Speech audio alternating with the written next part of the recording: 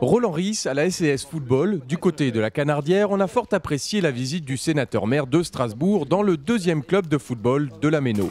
Club d'entreprise créé en 1949, soutenu par le groupe ES, l'AS Électricité de Strasbourg est depuis une vingtaine d'années un club comme les autres. Sa vocation première, peut-être plus qu'ailleurs, être un club de proximité à vocation sportive, mais avant tout sociale.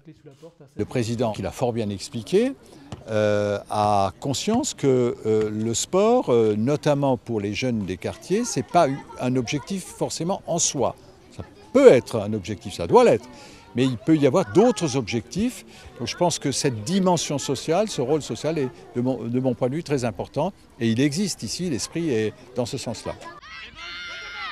Plus qu'un club de foot, la SCS Football propose à ses jeunes un parcours pédagogique et sportif. Elle intervient également en milieu scolaire. Son objectif, tisser des liens forts avec les acteurs éducatifs et sociaux du secteur.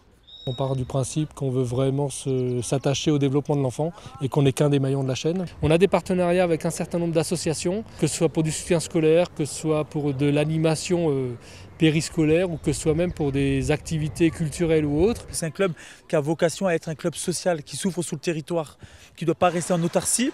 Et cette ouverture, le président l'a vraiment voulu. Et au jour d'aujourd'hui, on le sent.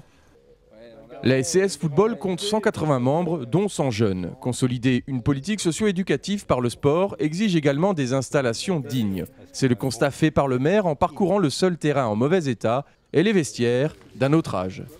On a aujourd'hui pris la décision donc, de restructurer les vestiaires existants et de construire des vestiaires supplémentaires. Et il faut absolument que ce terrain soit remis aux normes et qu'on le répare parce que globalement il est en bon état, mais il y a des endroits où ça devient dangereux.